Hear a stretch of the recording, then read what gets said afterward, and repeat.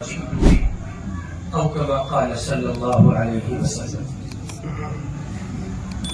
بزرگان محترم، ایمان والے بھائیوں، اس وضو کا، اس جلسے کا اور اس مجلس کا ایک انوکھا پن یہ ہے کہ یہاں سیرت منصور اور منظوم دونوں طرح پڑھنے اور سننے کا موقع ہمیں اور آپ کو میسر آ رہا ہے۔ نعت پاک پڑھنا مستقل ایک عبادت ہے، نعت پاک سننا مستقل ایک عبادت ہے۔ نعت پاک پڑھنا بھی سعادت، سننا بھی سعادت، نعت پڑھنے پر انعام دینا بھی سعادت، انعام لینا بھی سعادت، اور دینا بھی سنت، لینا بھی سنت، دینا مصطفیٰ کی سنت، لینا حسان کی سنت۔ سبحان اللہ۔ غرض یہ کہ ہم اور آپ کو ایک ایسی بزم میں جمعیت علماء ہند کے حلقہ موجہ کالونی کے زیر اہتمام جلسہ سیرت النبی میں شرکت کر رہے ہیں، جہاں منظوم و منصور دونوں پہلوؤں سے سیرت پاک کے مضامین پڑھنے اور سننے کا موقع ہمیں اور آپ کو حاصل ہے۔ نعت پاک کی دو قسمیں ہیں۔ مفکر اسلام حضرت مولانا علی میاں صاحب رحمۃ اللہ علیہ نے نعت کی دو قسمیں لکھی ہیں۔ ایک نعت قولی ہے، ایک نعت فعلی ہے۔ نعت قولی وہ ہے جو ابھی برادرم حضرت مفتی حفظ الرحمان صاحب کیرانوی آپ کے سامنے گنگنا رہے تھے۔ یہ ہے زبان سے حضور پاک صلی اللہ علیہ وسلم کی سیرت کو منظوم کلام کی شکل میں پڑھنا، یہ نعت قولی ہے۔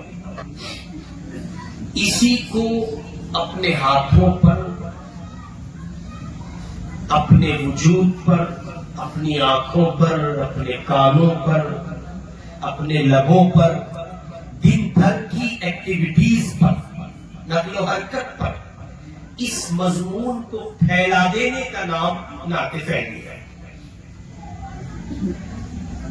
حضور اکرم صلی اللہ علیہ وسلم سے محبت، آپ کی محبت میں جنون کی حد تک چلے جانا اور اس درجے دیوانہ پن اپنے اوپر آقا کی محبت کا غالب کر لینا، اس جنون میں اس درجے مجنون ہو جانا کہ آپ کے ہاتھ اٹھے تو سنت کے دائرے سے باہر نہ جائے، آپ کی آنکھیں اپنا شٹر کھولے تو کسی ایسے زاویے سے بے لگام نہ ہو کہ گناہ وجود پا جائے، آپ کے کان کسی صورت ایسا کچھ غلط نہ سن بیٹھے جو رسول اللہ صلی اللہ علیہ وسلم کی شریعت ٹوٹ جائے۔ غرض یہ کہ حضور کی تعریف کو، توصیف کو، کمالات کو، محبت کو اور آپ کے کئی اپنے قلب کے جذبات کو اشعار کے پیارے میں پیرو کر ایک لڑی پیش کر دینا، یہ نعت قولی ہے، اور اسی کو عملی جامہ پہنا کر زندگی شریعت کے مطابق گزارنا، یہ نعت فعلی ہے۔ ایک عجیب فلسفہ اور ایک عجیب معمہ اور معاملہ یہ ہے کہ ہم نے اور آپ نے نعت قولی کو تو بڑا سنبھال کے رکھا ہے، لیکن نعت فعلی پر میرا اور آپ کا عمل ابھی اس درجے نہیں ہے جس درجے شریعت میں وہ مطلوب ہے۔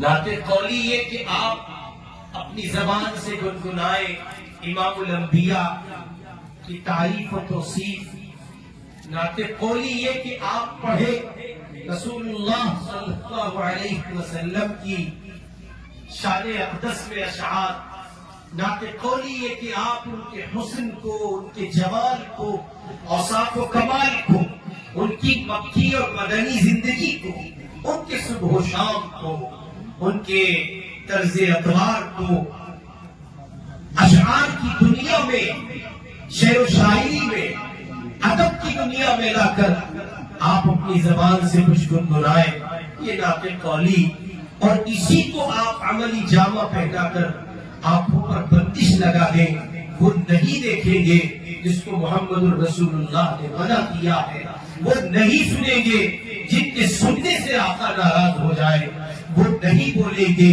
جس بولنے کا جواب دینا پڑے، وہ ہاتھوں کا استعمال ویسا بھیجا نہیں کریں گے کہ جس سے اللہ کے یہاں جواب دینا ہو۔ نعت قولی بھی مطلوب ہے اور نعت فعلی بھی مطلوب ہے۔ ہم اور آپ نعت قولی پر جس شدت کے ساتھ، جس جذبے کے ساتھ، جس جنون کے ساتھ اس وقت رواں دواں ہے اس منزل کی جانب، شعراء اتنے کہاں ہوتے تھے، ڈھونڈے نہیں ملتے تھے۔ اب نعت پاک پڑھنے والوں کی ایک بڑی دنیا، خصوصاً جب سے سوشل میڈیا آیا ہے تو آپ دیکھیں کہ نعت پڑھنے والوں کی ایک وسیع دنیا سے ہم متعارف ہوئے، ورنہ گنتی کے شعراء ہوتے تھے اور وہ متعارف تھے کہ وہی لوگ سلیقے کی نعت پڑھتے ہیں، کمال نعت پڑھتے ہیں، انہیں کو سنا جاتا تھا۔ اور صغیر پاک و ہند میں کچھ متعارف نام تھے۔ اب ہم دیکھتے ہیں سوشل میڈیا پر ایک وسیع دنیا ہے نعت خواہوں کی، شعراء کی، ادبا کی، جو ہر دم صدا خوانی میں مصروف ہے رسول اللہ صلی اللہ علیہ وسلم کی۔ ان لوگوں کے مقدر کو سلام، پروردگار نے ان کو اس مبارک عمل کے لیے قبول کیا، اس لیے کہ جس آدمی کو اس کام کے لیے قبول کر لیا جائے کہ وہ مصطفیٰ کی بات کرے، اس سے بہتر بات کیا ہو سکتی ہے؟ زمین پر ان کے تذکرے سے بہتر کیا ہو سکتا؟ وہ زمان، وہ وجود، وہ ذات حد درجے محترم ہے جس کو امام الانبیاء حضرت محمد رسول اللہ صلی اللہ علیہ وسلم کی سرخاری کے لیے قبول کیا گیا۔ میرے بھائی، اس لیے کہ وہ وجہ تخلیق کائنات ہے، وہی ہے یہ جو دنیا آپ کو اپنی کہکشاؤں اور اپنی رہنائیوں کے ساتھ نظر آ رہی ہے، یہ اجالے اور یہ اجلی دنیا جو کچھ آپ دیکھ رہے ہیں، یہ سب محمد عربی کا صدقہ ہے۔ وہ نہ ہوتے تو اس سب کے وجود کا کوئی معنی ہی نہیں بنتا۔ ان کو آنا تھا، وہ آئے تو ان کے اعزاز میں، اکرام میں یہ سب سجایا گیا۔ اور پھر ان کی آمد پر اللہ تعالی نے دو بڑی عجیب باتیں قرآن میں کہی۔ وَرَفَعْنَا لَكَ ذِكْرَكَ، پیارے پیغمبر، ہم نے آپ کا ذکر بلند کر دیا ہے، اتنا بلند کہ جہاں نام خدا کو یاد کیا جائے گا، جہاں نام خدا کا تذکرہ ہوگا، جہاں اللہ کی بات ہوگی، وہاں رسول اللہ کی بھی بات ہوگی۔ آپ نے نماز کی ابتدا کی، حمد و ثنا کرتے ہوئے کہا اللہ اکبر۔ نماز کی انتہا کر رہے تو خدا کا حکم ہے درود پڑھو۔ ابتدا رب کی حمد و ثنا پر ہے اور انتہا محمد مصطفیٰ پر ہے صلی اللہ علیہ وسلم۔ پھر کہا وَمَا أَرْسَلْنَاكَ إِلَّا رَحْمَةً لِلْعَالَمِينَ، پیارے پیغمبر، لاڈلے محمد، ہم نے آپ کو دو جہانوں کے لیے رحمت بنایا ہے۔ اور پھر آپ کا رحمت ہونا اس گھڑی سے ثابت ہوتا گیا جن پہلی ساعتوں میں اس زمین کو وجود مل رہا ہے اور اللہ کے پہلے پیغمبر حضرت آدم علیہ السلام اس زمین پر تشریف لائے۔ حضور پاک علیہ السلام نے ایک صحابی سے کہا میں اول بھی ہوں آخر بھی ہوں۔ یہ اول و آخر کا جو فلسفہ ہے وہ یہی ہے کہ سب کچھ حضور پاک کا صدقہ ہے۔ آدم کی نبوت، آدم کا وجود اور اولاد آدم کا وجود، اور آدم سے لے کے عیسیٰ تک علیہ السلام تمام کے تمام نبیوں کی جھولی میں جو سوغات آئی ہے وہ سب کا سب محمد عربی کا صدقہ ہے۔ چنانچہ اگر بہت پیچھے سے تذکرہ کیا جائے تو وقت بھی طویل چاہیے اور اس کا موقع بھی نہیں ہے. بہت مختصر گفتگو چونکہ اس وقت کرنی ہے. حضرت صدر محترم تشریف فرما ہے. کسی نبی کو دنیا میں آئے ہوئے ایک لمبا زمانہ گزر گیا تھا. مورخین لکھتے تقریباً 650 سال گزر گئے تھے. یہ زمین پیاسی تھی, یہ زمین تشنہ تھی, یہ زمین اپنی آنکھوں کو پھاڑ پھاڑ کر دیکھتی تھی. کوئی ایسا وجود نظر آ جائے کہ جس کے مبارک قدم مجھ پر پڑے تو مجھے قرار جائے. اس لیے کہ انبیاء کی جماعت کے جو مقدس افراد تھے ان کو آئے ہوئے اور حضرت عیسیٰ علیہ السلام کو اٹھے ہوئے ایک لمبا زمانہ ہو گیا تھا. برفعہ اللہ, وہ تو اٹھا لیے گئے تھے.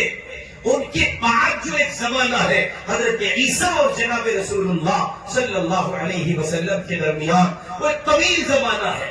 دنیا سسک رہی ہے, بلک رہی ہے, ظلم پروان چڑھ رہا ہے, جور بھی پروان چڑھ رہا ہے, جبر بھی پروان چڑھ رہا ہے, شدت ہے, ستم بالائے ستم ہے, انسانیت کا احترام مٹ چکا ہے, لوگ بڑوں کی تعظیم کھو چکے ہیں, چھوٹوں پر شفقت کس معنی میں کیا شے ہوتی ہے نہیں کسی کو معلوم. عورت کو کس درجے معزز و معظم بنایا گیا یہ کسی کو نہیں پتا. غرض یہ کہ دنیا اپنے اقدار کھو چکی ہے, اپنا کردار کھو چکی ہے, اور یہ زمین سسکیاں لے کر اللہ کے حضور کو ہار لگا رہی ہے. پیارے اللہ, اب کسی ایسی ذات کو بھیج دیجئے جس کے پاؤں مبارک میرے وجود پر پڑے تو مجھے قرار آ جائے. پھر خدا کا فیصلہ ہوا کہ عبداللہ کے گھر میں آمنہ کا لاڈلا اس زمین پر آنا تھا. یہی مہینہ تھا, اسی ماہ مبارک میں, اسی ماہ رحمت میں میرے آپ کے آقا امام الانبیاء حضرت محمد الرسول اللہ صلی اللہ علیہ وسلم کی ولادت بسعادت. سیدہ آمنہ جو حضور علیہ السلام کی والدہ ہے, وہ فرماتی ہیں کہ ہمارے گھر کا ماحول اس وقت سے جب میرے شوہر جناب عبداللہ جو حضور پاک علیہ السلام کے والد گرامی تھے انتقال فرما گئے, ان کا حادثہ ہوا اور میں اس غم سے نڈھال ہو گئی اور میں چور ہو گئی, زخم سے رنجور تھی, سہ نہیں پاتی تھی. اس لیے کہ پاک باز عفیف خاتون کے لیے, ایک عفت کی حامل خاتون کے لیے, پاک دامنی کے کمال درجے کو پہنچی ہوئی خاتون کے لیے اس کے شوہر کی دنیا, اس کی کائنات ہوا کرتی ہے. اس اللہ کی بندی کے لیے تو دنیا ختم ہو چکی تھی. سیدہ آمنہ کہتی ہے میرے شوہر عبداللہ کیا وفات پائے, سب کچھ اجڑ گیا, لیکن کسی نے میرے کان میں یہ بات کہی, آمنہ بیٹی تمہارے پاس تو سہارا ہے جینے کا, تم کیوں رنج کھاتی ہو, کیوں اپنے آپ کو مستقل بھلائے چلی جاتی ہو. تمہاری کوکھ میں تمہارے عبداللہ کی نشانی ہے, تمہارا لاڈلا ہے. تمہیں تو خوش ہونا چاہیے کہ تمہاری زندگی کا یہ حادثہ اور سانحہ ہوا تو صحیح, لیکن جاتے جاتے عبداللہ ایسے موڑ پر تمہیں چھوڑ گئے کہ جب ایک نشانی ان کی تمہارے پاس ہے اور ایک عورت کے لیے یہ بڑا سہارا ہوا کرتا ہے. سیدہ آمنہ کہتی ہے یہ کلمات میرے کان میں پڑے تو ایسے جیسے جینے کی ایک امید بن گئی, سہارا مل گیا, رمق آ گئی, جاگ اٹھی ایک امید, ایک سہارا ملا. سیدہ آمنہ کہتی ہے کہ پھر میں اپنے لاڈلے اور ننھے محمد کے خیالات خواب اور اس کی دنیا میں گم ہو کر اپنے شب و روز کو گزارنے لگی.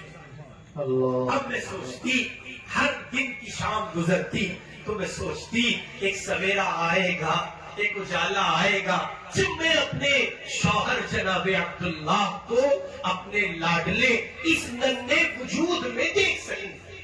یہ تخیل کی ایک دنیا ہے, تعبیرات ہے, بات کو پھیلا کر پیش کرنے کا ایک ہنر اصحاب علم و فن کو اللہ تعالیٰ عطا کرتے ہیں. غرض یہ کہ سیدہ آمنہ کہتی ہے کہ دن گزر رہے اور ہمارے گھر کی کیفیت جیسے جیسے یہ حمل کا زمانہ قریب آ رہا ہے, ولادت ہونی ہے, ویسے ویسے ہمارے گھر کی کیفیت کچھ مختلف ہوتی ہے. اور اس اختلافی کیفیت میں بات یہاں تک پہنچتی ہے کہ جناب عبد المطلب جو حضور پاک کے دادا ہیں ان سے کسی نے شکایت کی، اور شکایت یہ کی کہ عبد المطلب ہم نے یہ سنا ہے تمہارے عبداللہ کی بیوہ جو آمنہ ہے وہ خوشبو لگاتی ہے.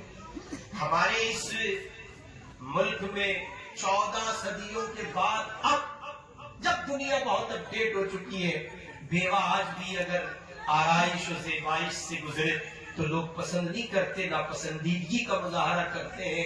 اس زمانے میں کیا کچھ احوال رہے ہوں گے اندازہ لگایا جا سکتا ہے. غرض یہ کہ سیدہ آمنہ کہتی ہیں کہ جناب عبد المطلب نے گھر میں آ کر میرے حسن محترم نے میری ساس سے کہا، اور ان کی جو ساس تھی ان کا نام تھا فاطمہ، یعنی حضور کی دادی کا نام فاطمہ. یہاں ایک فلسفہ، یہاں ایک بہت نقطہ بنیادی عرض کر دوں کہ حضور کی دادی کا نام فاطمہ اور حضور کی چھوٹی بیٹی کا نام فاطمہ. ہم اور آپ کہتے ہیں جی کچھ نیا نام بتاؤ ایسا جو کسی کا نہ ہو. ایک مفتی صاحب کو کسی نے لکھا کہ نیا بتاؤ، کسی نے نہ رکھا ہو، اور انہوں نے فرمایا بکری رکھ دو، کسی نے بالکل لیٹسٹ ہے، اپڈیٹ ہے. کس درجے حماقت کی بات ہے. سنیں، حضور کی سیرت سے یہ پہلو مل رہا ہے. اشراف کے یہاں اپنے بڑوں کو فراموش نہیں کیا جاتا. ایک ایک نام کے کئی کئی بچے پائے جاتے ہیں، اس لیے کہ اپنے بڑوں کی یادوں کو زندہ رکھنا ہوتا ہے. حضور کی دادی فاطمہ ہے، حضور کی بیٹی فاطمہ ہے. جناب عبد المطلب نے اپنی زوجہ سے، اپنی بیگم سے، فاطمہ سے یہ کہا کہ مجھے باہر سے یہ شکایت ملی ہے کہ آمنہ خوشبو لگاتی ہے. تو انہوں نے کہا یہ تمہیں کون سا انوکھی ملی ہے، یہ بات تو ہم سے بھی عورتیں کہہ رہی ہیں. تو آگے سے جواب میں دونوں نے ڈسکس کر کے کہا چلو بات کرو. تو حضور کی دادی نے کہا تم بات کرو، تم خسر ہو، مرد ہو، تم کہو، میں کہاں کہتی اچھی لگوں گی. ادھر سیدہ آمنہ جس گھرانے سے آتی ہے وہ اشراف کا گھرانہ ہے، شرفا کی زمین ہے. وہاں ایک تصور بھی نہیں کیا جا سکتا کہ یہ بچی کوئی ایسا کام کر گزرے گی جس سے ہمیں شرمندگی اٹھانی پڑے.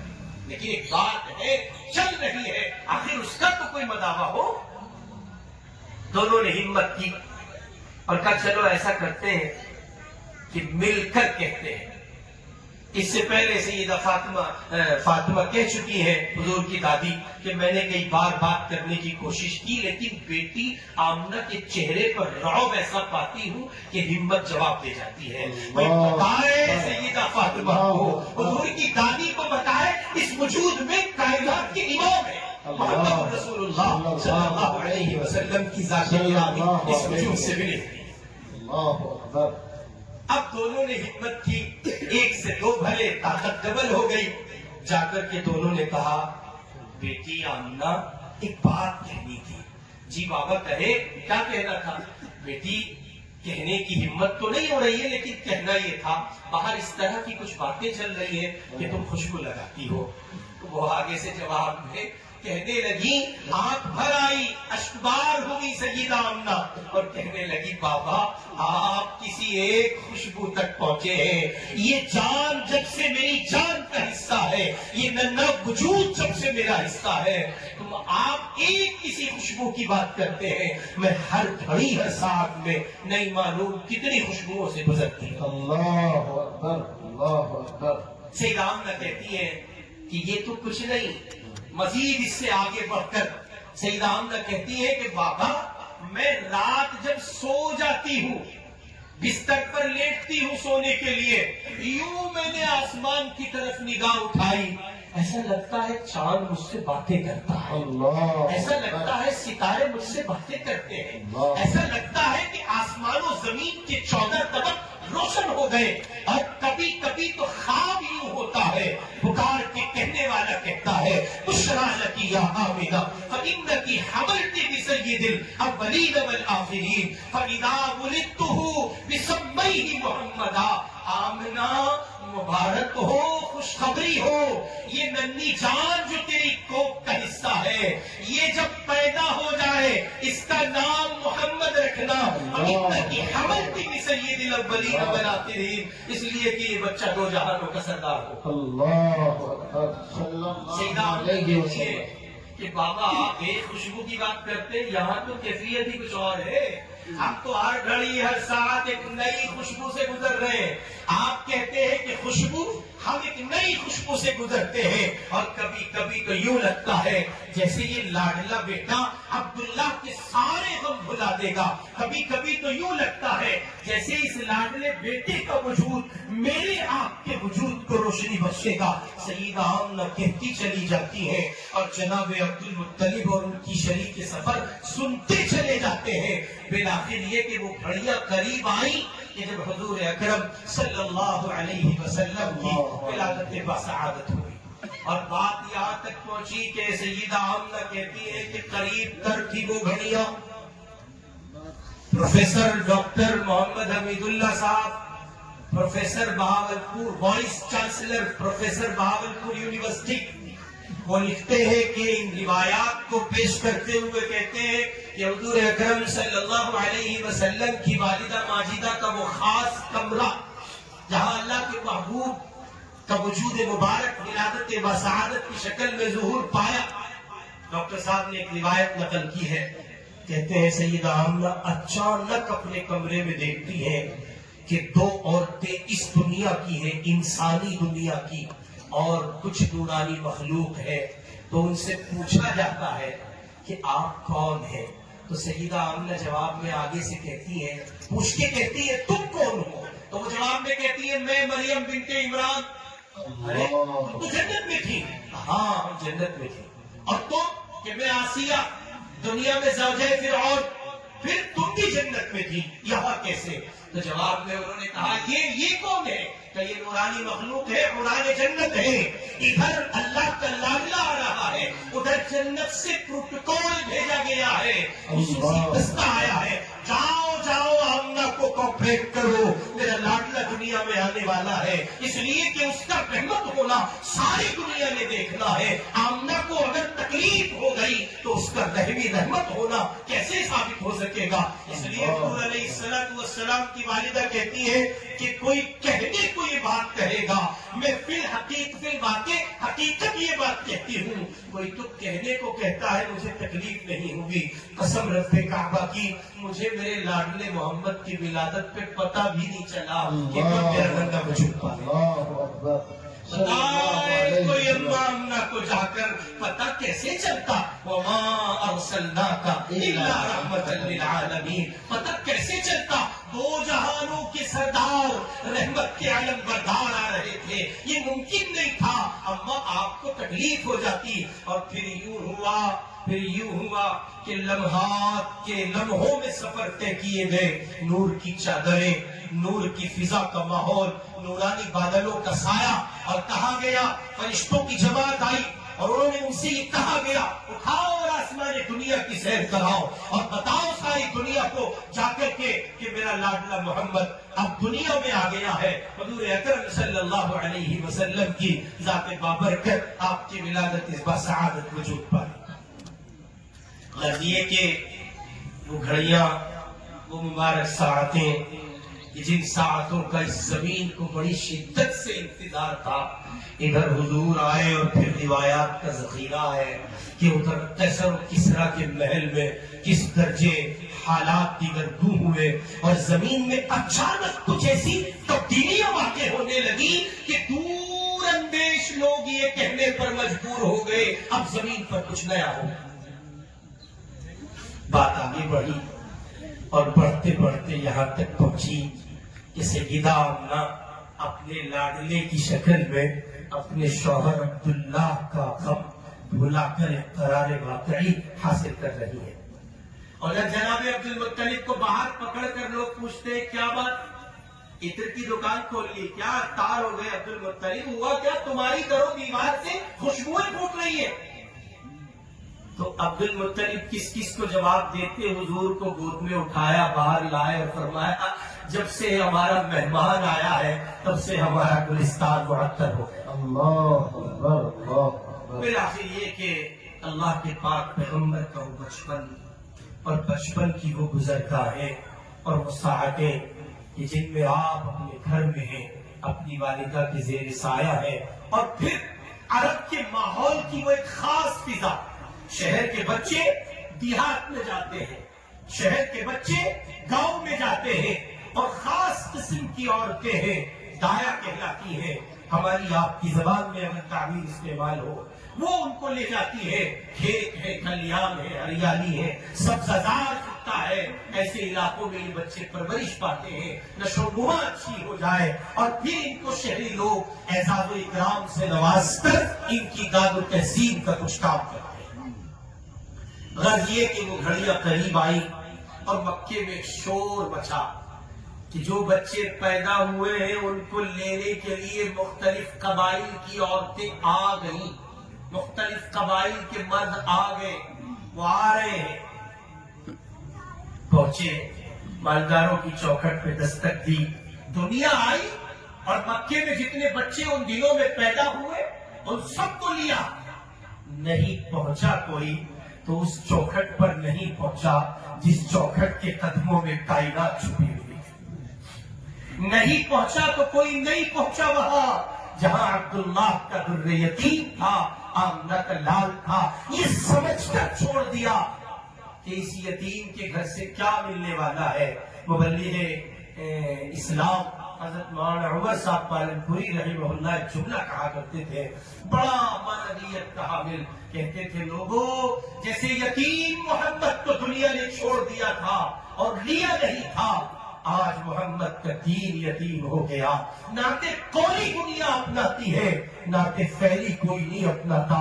آنکھیں غلط دیکھ رہی ہے سو دیکھ رہی ہے، کان غلط سن رہے ہیں سو سن رہے ہیں، زبان غلط بول رہی ہے سو بول رہی ہے، پاؤں اور ہاتھ غلط سب چل پڑ رہے ہیں سو چل پڑ رہے ہیں، اور انسانی وجود گناہوں کی آواز کا بن چکا ہے۔ خیال نہیں ہے کسی کو کہ میں نے حضور کی نعت فعلی بھی پڑھنی تھی، کردار میں، سیرت میں، اقدار میں، افعال میں، اعمال میں مجھے حضور اکرم صلی اللہ علیہ وسلم کی سیرت کو اپنانا تھا۔ یہ سب بھول گئے لوگ۔ حضرت مولانا فرماتے تھے مگر جیسے حلیمہ نے یتیم محمد کو لیا اور بہار مقدر آئی، ویسے محمد کا یتیم بھی جو جب جہاں اپنائے گا اللہ اس کو بہاروں سے سرشار کر دے۔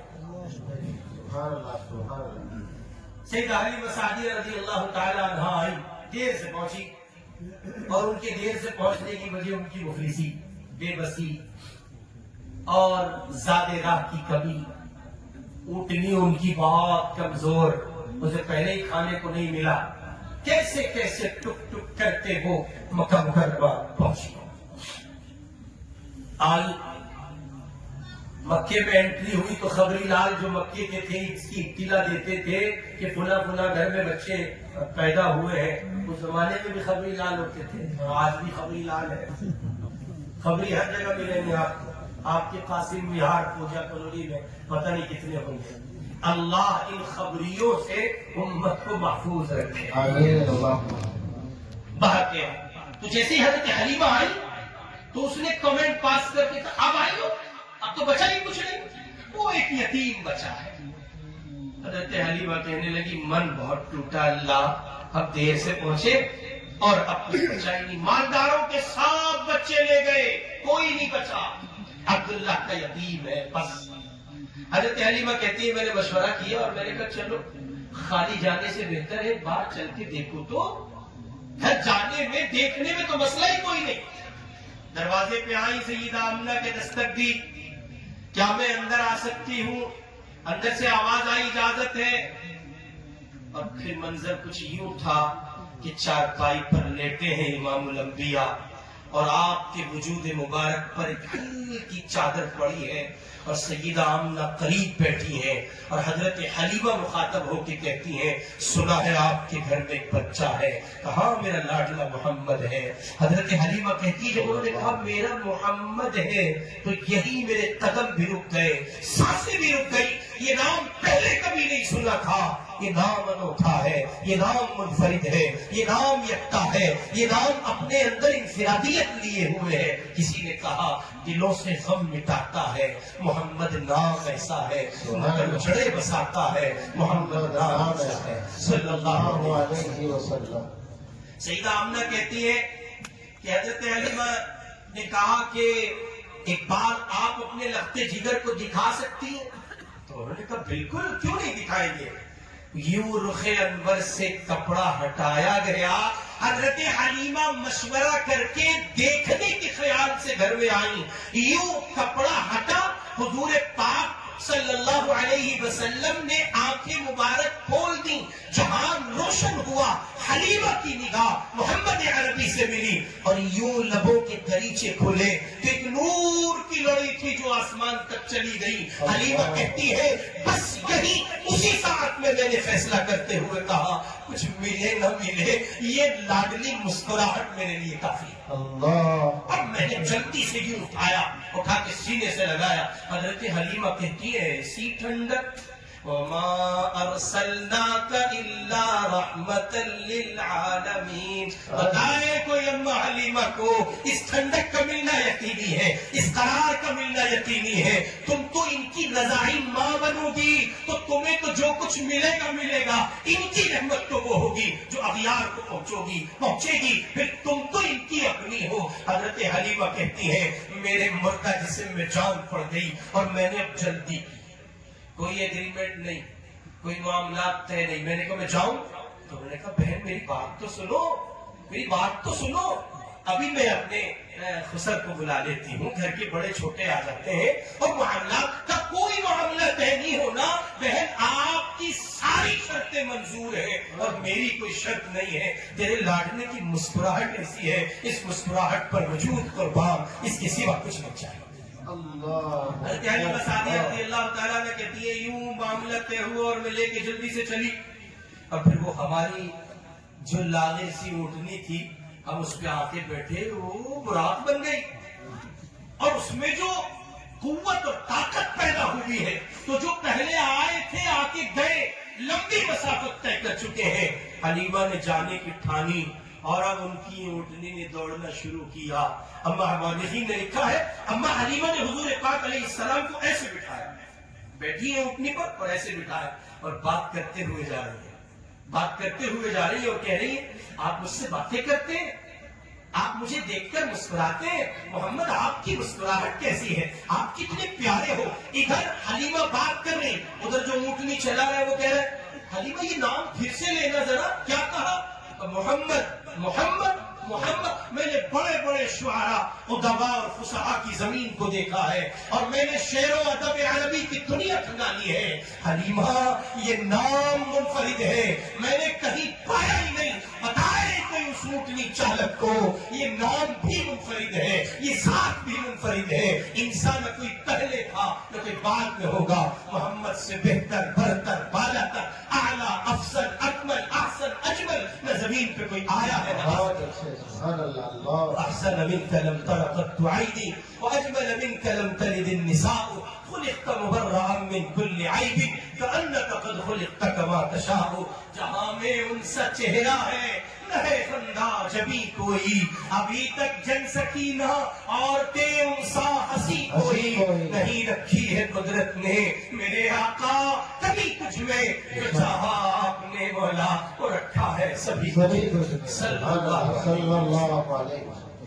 غرض یہ کہ سیدہ حلیمہ سعدیہ رضی اللہ تعالیٰ نے کہتی ہیں ہم دوڑے جا رہے ہیں, چلے جا رہے ہیں.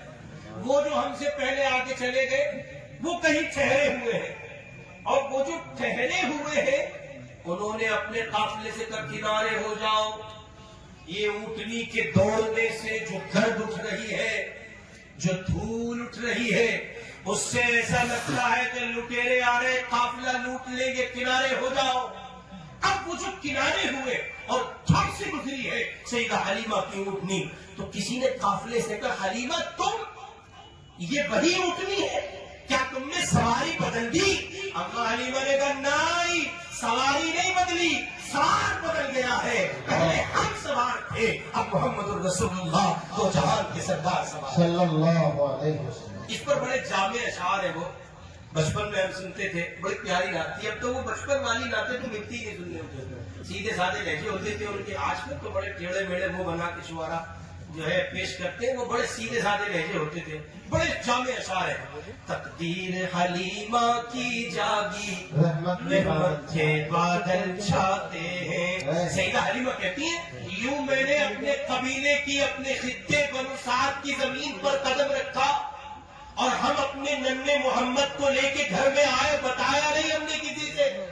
ہم نے اس لیے نہیں بتایا کہ ہمیں بہت کچھ الگ لگ رہا تھا، کہیں میرے لاڈلے کو کسی کی نظر نہ لگ جائے. ابھی صبح کا سورج طلوع نہیں ہوا، کسی نے آ کے خبر دی حلیمہ سارا بنو سعد کا خطہ ہریالی سے لہلا رہا ہے. آخر ہوا کیا ہے بتائے کوئی اما حلیمہ کو. وما ارسلناک الا رحمتا للعالمین. یہ دو جہان کے سردار ہیں، جہاں جائیں گے، جس زمین پر جائیں گے، جس خطے میں جائیں گے، جس علاقے میں جائیں گے، جس گھر کی زینت بنیں گے، ہر ایک کو رحمت ملنی ہے، ہر ایک کو راحت ملنی ہے، ہر ایک کو سعادت ملنی ہے، ہر ایک کو برکت ملنی ہے. محمد الرسول اللہ کا وجود سراپا رحمت ہے. سیدہ حلیمہ کہتی ہیں، وہ شاعر کہتا ہے تقدیر حلیمہ کی جاگی رحمت کے بادل چھاتے ہیں، گھر جگمگ جگمگ جگ ہوتا ہے، تشریف محمد لاتے ہیں صلی اللہ علیہ وسلم. غزیے کے حضور پاک علیہ السلام تشریف لائے اور دنیا میں برکات کا ظہور اس کے مناظر اپنی آنکھ سے دیکھے. اور پھر یہ کہ کچھ وقت آپ کا بنو سعد کے قبیلے سیدہ حلیمہ سعدیہ کے مکان پر گزرا، پھر واپسی ہوئی، پھر تشریف لے گئے، پھر مستقل واپسی، پھر دادا جی کی کفالت، دادا کے بعد پھر چچا جان کی کفالت، چچا جان کے بعد ایک لمبا زمانہ داغ مفارقت سہتے ہوئے 25 سال کے شباب کو پہنچے ہیں محمد. احتشام ہے مکے کی ہر گلی سے اور گلی کے ہر مکان سے اور مکان میں بسنے والی ہر دوشیزہ کے دل کی زمین کی آرزو ہے یہ کہ اس کا ساتھی محمد ہو. محمد جیسا پاک باز عفیف و پاک دامن. نگاہیں نہیں اٹھتی ہیں، بے حیائی کا تصور نہیں ہے، خیال سے نہیں گزرتا. محمد جب چلتے ہیں سمٹ کے چلتے ہیں، ٹھہر کے چلتے ہیں، قدم میں سنجیدگی ہے، وجود میں سراپا بردباری ہے، تہذیب سے سلیقے سے پورے طور پر معمور و مزین شخصیت ہے. جب آپ چلتے ہیں اور گلی سے گزر جاتے ہیں، پھر گلی کے افراد اپنی چوکھٹوں سے باہر نکل کر اپنے آپ میں ایک دوسرے سے ہم کلام ہوتے ہوئے کہتے ہیں ابھی اس گلی سے محمد گزرے ہیں، ان کے جانے کے بعد ان کی خوشبو بتا رہی ہے ادھر سے محمد گئے ہیں. بالآخر یہ کہ وہ ایک لمبا زمانہ 25 سال میں میری آپ کی ماں ام المؤمنین سیدہ خدیجہ الکبریٰ رضی اللہ تعالی عنہا سے آپ کا عقد ہوا، نکاح ہوا. اور یہ پہلا نکاح تھا جو 40 سال کی ایک بیوہ عورت سے حضور پاک صلی اللہ علیہ وسلم فرما رہے ہیں. اور ادھر 25 سال کا عہد شباب، جوان ایسا اس زمین پر کوئی دوسرا نہ ہو، حسن ایسا، جوان ایسا، کردار ایسا اس زمین پر کوئی دوسرا آیا ہی نہیں. اور پھر آپ نے یہ عقد فرمایا اور نکاح ہوا.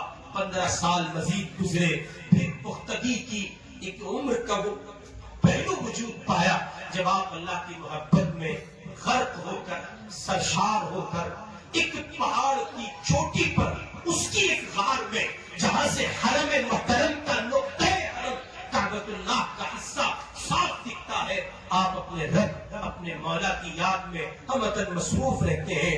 وہاں آپ مصروف ہیں رب کی یاد میں. اچانک آپ نے سنا کہ کوئی کہتا ہے پکار کے اقرا اقرا پڑھیے.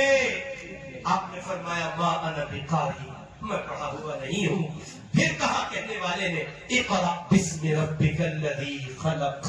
یوں اس رحمت کے دوسرے پیمانے کا نشأت ثانیہ گویا ہوئی ہے اور ظہور ہوا ہے. محمد الرسول اللہ اب تک اپنے وجود کے معنویت کے لحاظ سے سراپا رحمت ثابت ہو رہے ہیں. آپ آج قرآن کا کہیے کہ نزول ہوا اور حضور پر ایک نظام پیش کیا جا رہا ہے.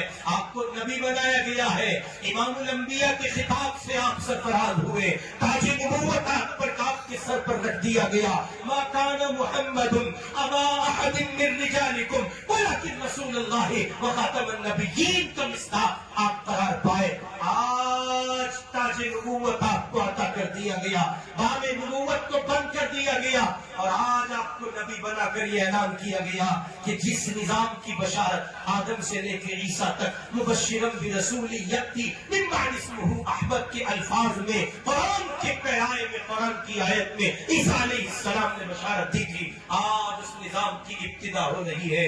اب سکہ چلے گا، سکے میں فرما روائی ہوگی، جہاں میں کائنات میں ڈنکا بجے گا محمد کا بجے گا صلی اللہ علیہ وسلم۔ وَمَن يَبْتَغِ غَيْرَ الْإِسْلَامِ دِينًا، سن لے ابو جہل کان کھول کر، ابو لہب بھی سنے، عتبہ بھی سنے، شیبہ بھی سنے، اور مکی کی کل آبادی سنے، جہان عرب سنے، جہان عجم سنے، ساری کائنات سنے، آج محمد کو نبی بنا دیا گیا ہے۔ اب زمین پر نظام ہوگا، نظام محمد ہوگا، محمد کا نظام نہیں۔ اللہ نے صاف اعلان کیا وَمَن يَبْتَغِ غَيْرَ الْإِسْلَامِ دِينًا فَلَن يُقْبَلَ مِنْهُ، ہم قبول نہیں کریں گے۔ ہمارے لاڈلے کے بن کر آؤ گے تو قبول کریں گے، اور ہمارے لاڈلے کے بن کر نہیں آؤ گے تو نہیں قبول کریں گے۔ بالآخر یہ کہ حضور اکرم صلی اللہ علیہ وسلم وہاں سے غار سے اترے اور لڑکھڑا کے قدموں کے ساتھ گھر تشریف لائے۔ چونکہ وہی پہلی بار اتری تھی تو وہ بشری بنیادوں پر کیفیت کا مختل ہونا، اس کا ذرا الگ ہونا اور معمول سے ہٹ کر اس کیفیت کا ہونا ایک یقینی امر تھا۔ آپ تشریف لائے اور آپ نے کہا زملونی زملو، مجھے کمبل اڑایا جائے، سردی لگ رہی ہے۔ سیدہ خدیجہ الکبریٰ رضی اللہ تعالی عنہا، پہلی اس زمین کی پہلی ذات اور ذات بھی نسوانی، جو نبوت کے بوجھ کو اسباب کے درجے میں سنبھالنے کا کام کر رہی ہے۔ اللہ کے پاک پیغمبر، لاڈلے محمد، میرے عزیز، میرے شوہر، میری کائنات، میرے شوہر نامداری، آپ کیا کہہ رہے؟ آپ کیا کہہ رہے کہ آپ کو کوئی مار ڈالے گا؟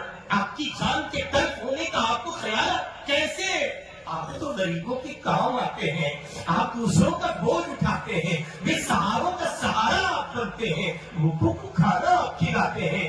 بھلا جو اتنی سب خیر کی دنیا آباد کیے ہوئے ہو، اسے کون مٹا سکتا ہے؟ آپ کو حوصلہ آیا، اور پھر ایک طویل سلسلہ ہے نبوت کے ان ایام کا، نبوت کے ان ادوار کا۔ وہ 23 سال کا ایک قلیل زمانہ ہے، قرآن کی آمد ہے اور احکام شرعیہ کا نفاذ ہے۔ حضور کو ہے صفا پر کھڑے ہوئے اعلان کیا یا ایھا الناس، یہاں سے اس پہلو کو سمجھیں، یا ایھا الناس قولوا لا الہ الا اللہ، اعلان ہو رہا ہے نبوت کی زمین سے، اے لوگوں اقرار کرو، اس کا کہو اللہ کے سوا کوئی معبود نہیں ہے، کوئی بڑا نہیں ہے، کسی کی طاقت بڑی نہیں ہے۔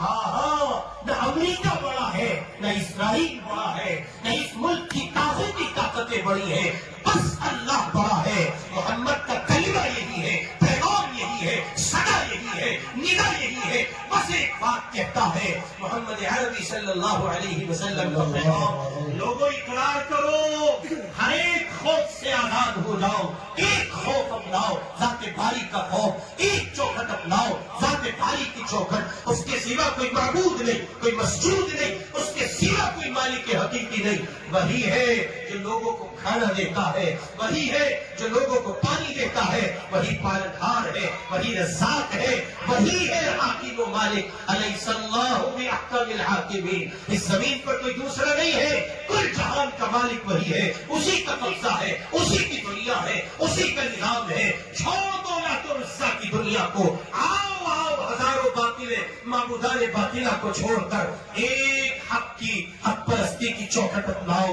لوگوں کہو لا الہ الا اللہ، مجھے اللہ نے یہ پیغام لے کر بھیجا ہے، نبی بنا دیا گیا ہے، کہو لا الہ الا اللہ، اللہ کے سوا کوئی معبود نہیں ہے، اور میں محمد اپنی ذات کو مخاطب کر کے ان لوگوں کے سامنے آپ نے کہا، اپنی ذات کو بنیا، میں محمد اللہ کا سچا رسول۔ اور یہاں سے نظام کا سلسلہ، نظام نبوت بتدریج آگے بڑھا۔ مرد عورتوں میں سب سے پہلے جس خاتون نے آپ کے دست حق پرست پر ایمان قبول کیا وہ سیدہ خدیجہ الکبریٰ رضی اللہ تعالی عنہا تھی. اور مردوں میں جس ذات نے سب سے پہلے آپ کو ایکسپٹ کیا، قبول کیا، وہ سیدنا حضرت ابوبکر صدیق رضی اللہ تعالی عنہ تھے. اور بچوں میں جس نے سب سے پہلے آپ کو اختیار کیا، آپ کے سینے سے لگ گئے اور آپ پر جانثاری کا مظاہرہ کیا، وہ سیدنا علی رضی اللہ تعالی عنہ تھے. اور پھر بتدریج صحابہ آتے گئے، حلقہ بگوش اسلام ہوئے، اسلام کی تعلیمات پھیلتی گئیں. اور پھر آپ نے یہ اعلان کیا، ما آتاکم الرسول فخذوہ وما نہاکم عنہ فانتہوا. اللہ تعالیٰ نے صاف کہا، میرا محمد، میرا پیغمبر جو تم کو دے رہا ہے وہ لے لو، معروفات پر آؤ، وما نہاکم عنہ فانتہوا، اور منہیات سے گریز کرو. جن چیزوں کے کرنے کا تمہیں محمد کہتے ہیں ان کو کرو، اور جن چیزوں سے باز رہنے کا حکم دیتے ہیں، یہی سے وہ پہلو اس کو نگاہ نے آپ کی خدمت میں رکھا تھا. نعت کی دو قسمیں، نعت قولی ہے، نعت فعلی ہے. آئیے آج سے ہم یہ ارادہ کریں کہ آج تک ہم نے نعت قولی پر تو عمل کیا ہے، آج کے بعد ہم نعت فعلی پر بھی عمل کریں گے. ہماری آنکھیں غلط نہیں دیکھیں گی، ہمارے کان غلط نہیں سنیں گے، ہماری زبان غلط نہیں بولے گی، ہمارے پاؤں غلط سخت نہیں اٹھیں گے، ہمارے ہاتھ غلط شے کی طرف نہیں بڑھیں گے، حلال کھائیں گے، حرام سے مشتبہ سے بچیں گے، ایک دوسرے کا خیال کریں گے، بڑوں کی تعظیم ہوگی، چھوٹوں پر شفقت ہوگی، عورتوں پر عزت دیں گے، ایک دوسرے کا اکرام کریں گے، تفریق سے بچیں گے. حضور پاک علیہ السلام کے دین کے علم بردار بن کر اس زمین پر اٹھیں گے، آپسی تفریقات کا خاتمہ کریں گے، بالخصوص مسلکی تفریقات کا خاتمہ. 2025 چل رہا ہے، دنیا بہت آگے جا چکی ہے، ابھی آپ یہی کھڑے ہیں کہ آپ کی نماز فلاں کے پیچھے نہیں ہوگی اور آپ کی نماز فلاں کے پیچھے نہیں ہوگی. بس اتنا جملہ کہہ کر آگے بڑھتا ہوں، میاں جب باطل مارتا ہے، کفر آگے آتا ہے اور آپ کی بوٹی بناتا ہے، وہ نہیں پوچھتا آپ کی زمین دیوبند ہے کہ بریلی ہے، آپ اہل حدیث ہیں کہ جماعت اسلامی کے فرد ہیں. وہ چہرے پہ داڑھی دیکھتا ہے، سر پہ ٹوپی دیکھتا ہے، کلمہ محمد کا پڑھتا ہے یہ دیکھتا ہے، اور تلوار خنجر اور بم گرا دیتا ہے. وہ ہو رہا ہے غزہ کی زمین پر. وہ نہیں پوچھتے تم حنفی ہو، شافعی ہو، مالکی ہو، حنبلی ہو، کون ہو نہیں پتا، بس محمدی ہو. وہ یہ دیکھتے ہیں. میرے بھائی، اس دنیا میں جب زمانہ بہت اپڈیٹ ہو چکا ہے، آئے میں اور آپ ربیع الاول کے اس ماہ مبارک، ماہ رحمت میں یہ عزم کریں، یہ ارادہ کریں اور اس قصد کے ساتھ یہاں سے اٹھے، حضور کی رحمت کا چراغ جلائیں گے، اپنوں کو مزید اپنے قریب لائیں گے، اور جو اغیار ہیں، اپنے نہیں ہو سکے ہیں، ان کو بتائیں گے کہ محمد الرسول اللہ صلی اللہ علیہ وسلم کیسے تھے. اس کے لیے ضروری ہے سیرت پڑھیے، سیرت سنیے، اور پڑھنے کو ترجیح دیجیے، سننے سے گریز کیجیے. سننے کی بیماری عام ہو گئی ہے، پڑھنے کو ترجیح دیجیے. 1000 گھنٹے سننے سے بہتر ہے 2 منٹ کسی کتاب کو پڑھ لیجئے. پڑھنا جتنا کام دیتا ہے اتنا سننا کام نہیں دیتا. سیرت پڑھیے.